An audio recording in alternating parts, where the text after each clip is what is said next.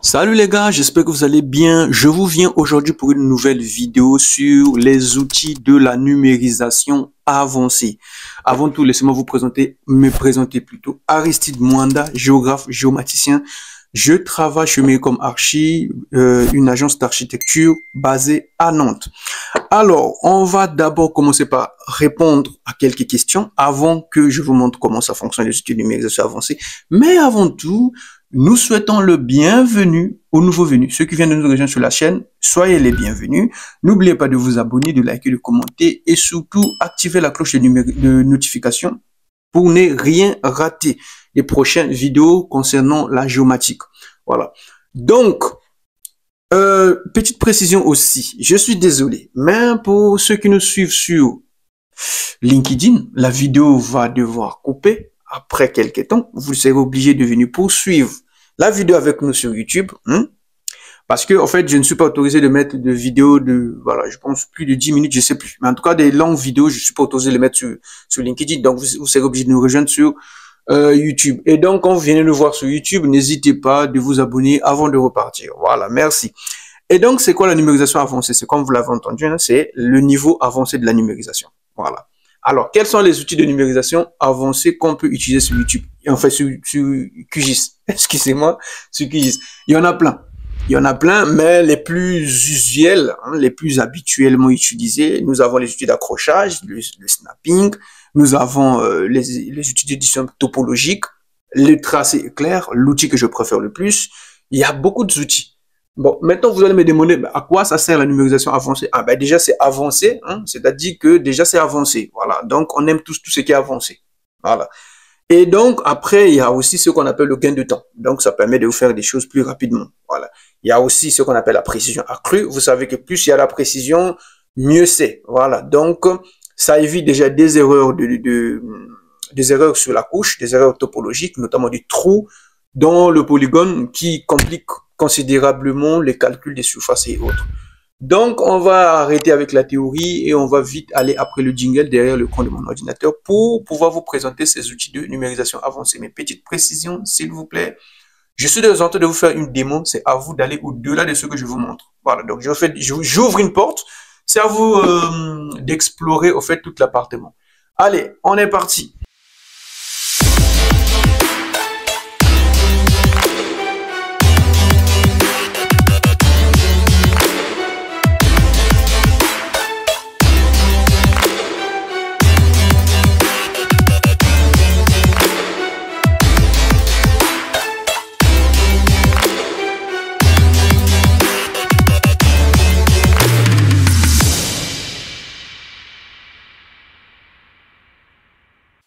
Voilà sur nos outils de numérisation avancés.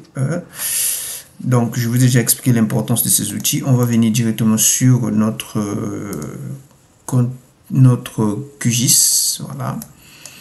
Donc, on a déjà géoréférencé notre image, notre raster. On va remettre un peu la transparence à fond. Voilà.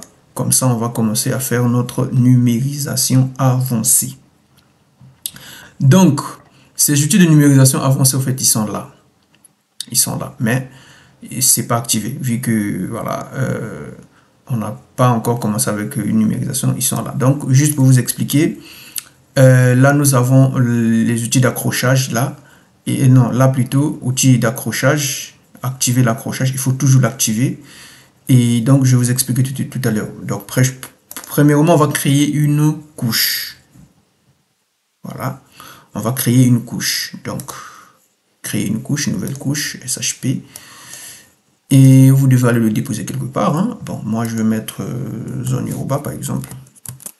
Je vais l'appeler zone urba. Bon, j'ai déjà enregistré mon projet en amont. Donc, vous qui venez de me rejoindre sur cette vidéo, sachez que j'ai déjà enregistré mon projet en amont. Et faites-le toujours quand vous faites vos projets QGIS. Donc là, on va choisir en fait le type de géométrie. On va mettre polygone. Et donc, du coup, ici, on va choisir la projection pour la France. Moi, je travaille sur du Lambert 93. Il est où? Lambert 93, il est là. On va le prendre et donc voilà, ici on va pouvoir ajouter des champs, les champs sur notre table attributaire. Bon, moi personnellement, qu'est-ce que je vais ajouter? moi, je veux valider. Donc, moi, ma couche zone urbain, elle est là. Je vais commencer à modifier ma couche zone urbain. Donc, premièrement, moi, ce que je fais, c'est que, voilà, on va activer le crayon d'édition. Une fois que le crayon d'édition est activé, on va activer, en fait, l'outil de polygonisation. Et ici, on choisit numériser avec segment. Donc, on prend les segments. Ici, on active l'outil d'accrochage pour permettre à ce que, vous voyez là, en fait, par exemple, là, j'ai mes limites. Hein, là, j'ai mes limites de commune. Si je fais ça, ça disparaît. Si je fais ça, ça... Donc, c'est considéré comme une couche. Voilà. Donc, normalement, si j'avais ces outils-là activés, ça devait s'accrocher là. Mais là, vous voyez qu'il n'y a rien qui se passe. Maintenant, si je fais ça, vous voyez que quand je fais ça, ça s'accroche. Quand je fais ça, ça s'accroche. Quand je fais ça, ça s'accroche. Ça s'accroche. Vous voyez? Ça s'accroche, ça s'accroche. Et quand vous activez l'outil d'accrochage, il faut toujours faire en sorte que de lui dire de l'autre de s'accrocher sur toutes les couches. Sur toutes les couches. Donc, vous mettez toutes les couches et ici, vous mettez au sommet et au segment. Il doit s'accrocher aussi au sommet parce que si vous léchez seulement les sommets, donc en fait, l'outil d'accrochage ne va s'accrocher que sur les sommets. Vous voyez? Que sur les sommets. Or, il faut aussi mettre sommet et segment. Donc, vous mettez ici toutes les couches, là, sommet et segment. Comme ça, il va s'accrocher à la fois sur les sommets. Donc, vous voyez, il va suivre, voilà. Et donc, bon, ici, vous pouvez laisser à 12, précision 12 mm, ça va. Là, c'est l'outil de remplissage, édition topologique plutôt. Donc, vous l'activez.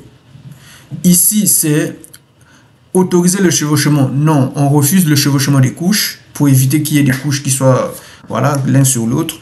Donc, on évite le chevauchement. Et ici, vous activez l'accrochage des intersections. Donc, on doit activer l'accrochage aux intersections.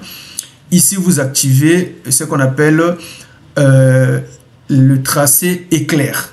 Vous voyez même, il y a forme de tonnerre, l'éclair plutôt, une forme d'éclair, les tracés éclair. Vous allez comprendre, ça servira à quoi le tracé éclair. Donc, on va l'activer. Maintenant qu'on a activé tous nos outils, je vais faire un peu, hein, je vous préviens, ça sera juste de la numérisation un peu grossière, vite fait, pour vous montrer un peu comment fonctionnent ces outils. Premier exemple que je vais vous faire, admettons que je veux numériser cette zone, ça s'appelle une zone UA, non, une zone UB. Cette zone, bon, je vais la numériser un peu vite fait, hein, ne me tenez pas rigueur sur ça, c'est juste pour vous montrer un peu l'exemple, hein. Voilà, c'est pas vraiment que je veux numériser, mais c'est juste pour vous montrer un peu l'exemple, comment ça se passe.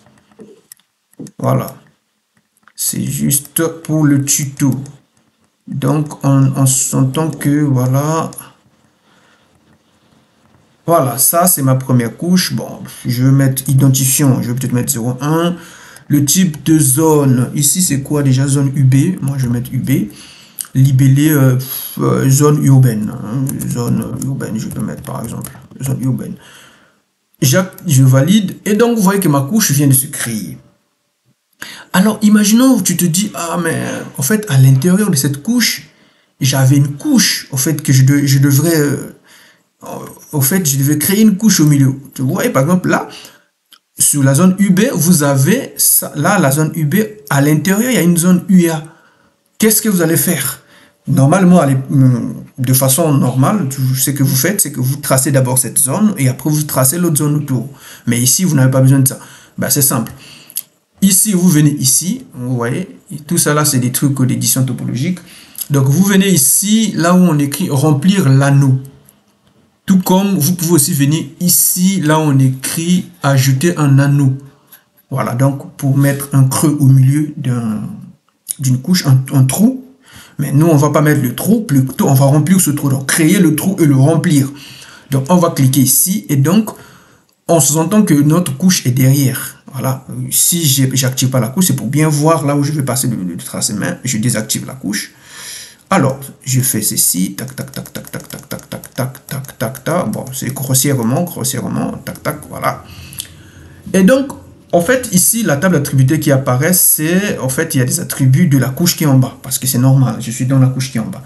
Alors, ce que je fais, c'est que moi, j'ai dit non, c'est pas la même couche, donc je donne un autre identifiant 002, je mets zone UA, et bon, zone urbaine aussi seulement, voilà. Et donc, je valide. Vous voyez que là, il n'y a rien, parce que c'est normal, la couche là, elle n'est pas active. Donc, si j'active, vous verrez que la couche que j'ai créée, elle est au milieu. Et donc, si je prends, en fait, mon outil de sélection, par exemple, si je prends, excusez-moi d'avoir réduit l'écran, si je prends mon outil de sélection, par exemple, si je clique là, vous voyez que ça, c'est une couche, ça aussi, c'est une autre couche. C'est pas les mêmes couches, c'est deux couches. Voilà, donc, ici, on est d'accord. Ah, excusez-moi, je vais quand même réduire mon... Voilà. Alors, on revient sur notre édition. Voilà, et donc, l'autre truc, l'autre magie que je vais vous montrer, imaginons, par exemple, on veut, voilà, on veut numériser, en fait, cette couche-là. Bah, ça sera très simple pour nous de le numériser, puisque, voilà, il y a déjà l'outil d'accrochage. On va juste cliquer comme ça, on va juste faire ça, on fait ça, on fait ça, on fait ça, on fait ça, on fait ça, on fait ça, on fait ça, on arrive là, on fait ça. Et là, il s'accroche. Maintenant, normalement, on doit suivre le tracé comme ça, mais on n'a pas besoin. Parce qu'en fait, on a activé le tracé éclair. Ce qu'il faut faire, en fait, il faut juste s'accrocher sur les chemins.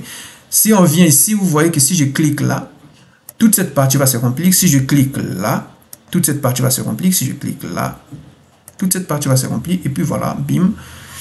Voilà, j'ai 003. Je vais appeler ça comme zone NP, par exemple. Et je valide. Vous voyez que ma couche, elle est là, tranquille. L'autre astuce que je peux vous montrer, par exemple, si j'ai besoin de remplir, imaginons j'ai besoin, en fait, cette partie-là, c'est une couche. Vous voyez, c'est une couche, par exemple, NL. Je veux, au lieu de contourner, numériser, c'est très simple. Ici, en fait, il me suffit juste de faire ceci, faire ça, faire ça, faire ça et faire ça. Ou, voilà, je viens là, je viens là. Vous voyez que lui-même, il a déjà, je viens là, et puis je viens là, et je viens là. Si je fais ça, je fais 004, par exemple, c'est quelle zone? Zone NL, par exemple. Et donc, je valide. Vous voyez que le trou a été rempli automatiquement. On peut aussi avoir un cas de figure. Imaginons, voilà, imaginons, ici, c'est une couche. Donc, imaginons que ça, c'est une couche. Voilà. Bon, on va remplir tout ça après. Imaginons que ça aussi, c'est une couche. Voilà. On va remplir tout ça après. Donc, moi, je veux remplir la couche qui est au milieu là. Et imaginons ici, là aussi, j'ai une couche. Imaginons que là, j'ai des couches. Bon, moi, je veux remplir cette couche qui est au milieu là. Qu'est-ce que je fais? En gros, j'ai plus besoin. Ce que je veux faire, en fait, je vais juste tracer un truc comme ça. Un truc comme ça, un truc comme ça, un truc comme ça, un truc comme ça, comme ça. Et donc, je fais juste le tour. C'est là où, en fait, on voit l'importance de ce truc. C'est le tracé éclair. En gros, le tracé éclair, il me permet juste de remplir, en fait, en un éclair, tous ces trucs-là, tous ces trous-là. Donc, ce que je fais, c'est que je clique ici. Si je fais ça, boum, vous voyez, le trou, il est rempli. Le tracé éclair a joué son rôle. Il a rempli le trou. On n'en a plus besoin.